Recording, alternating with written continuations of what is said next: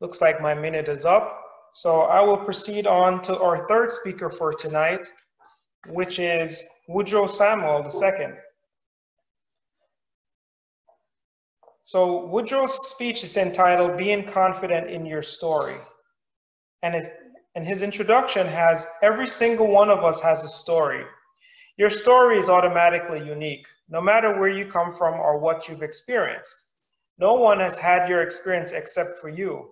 So it is imperative that you become adept and emphatic in the ability to tell your story. Our speaker tonight, Woodrow Samuel II, will be presenting his story in an effort to help us all become more confident with our story and more comfortable with telling our story. Woodrow is currently in level 3 of visionary communication, which is elective projects. Woodrow will be presenting from the using presentation software section of level 3. Fellow distinguished Toastmasters and distinguished guests, please help me welcome Woodrow as he presents Being Confident in Your Story.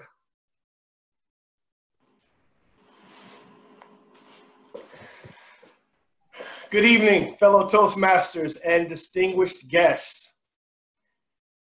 What is your story?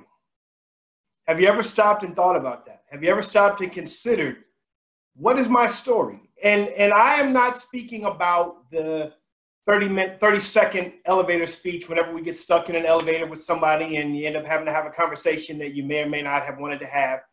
That's not what I'm talking about. I'm talking about your story. What is the story that makes you you? That quintessential story that is different than everybody else's. And here's why it's different than everybody else's. Because it's yours. Have you stopped and thought about that? What is your story?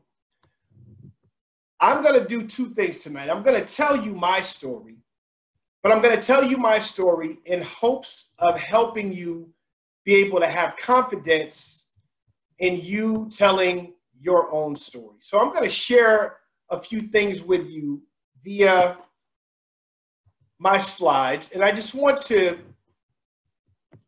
help you be able to have confidence in your story. And here's why it's so important that we have confidence in our story, because every story is unique. My favorite speaker, Les Brown, has this statement that he makes, and he still says it. He's in his 70s now. He's been saying it since he was filling domes in Georgia back in the late 80s. But that is, you came into this world with something, and only you can give it to us. Nobody else can give us what you were put here to give us. So it's imperative that we become able to tell our story. Let me do a little exercise with you. Let me have everyone take a look at this screen. And do me a favor, unmute, and just shout out who you see. Who do you see? Paul McCartney. Yep. Who else?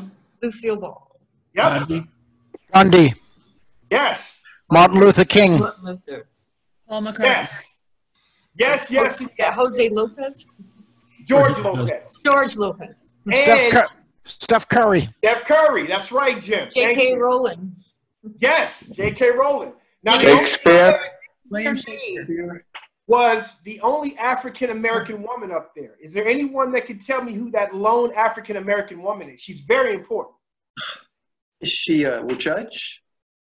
Let me tell you who she is. Her name is Mae C. Jemison, and she was the very first African-American woman to go into space.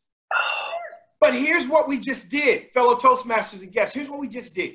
We just shouted out a bunch of names of a bunch of people that we're familiar with who come from all different walks of life. And they have all given us vastly different things. Lucille Ball made us laugh. Gandhi made us think. Our fellow Beatle here made us sing. Steph Curry makes us wish we could shoot a jump shot. Shakespeare makes us wonder, why are we so enamored with Romeo and Juliet? And why do we care that Prince Hamlet talked to a skull? Look at all these things that these people have given us, right? That's their story. their story has affected us all in some way. But here's the beautiful thing. You don't have to be famous. You don't have to be somebody that's impacted the whole world. Maybe your story is meant to have a positive impact on your family. And maybe that's God's call for your story, for you to live out your story, to be a positive impact on those people in your household and in your family. And maybe that's as far reaching as it will go. But how impactful will that be if you carry out that mission and do what you're supposed to do with those people? Because we don't know where those people are going to go because they've been impacted by your story.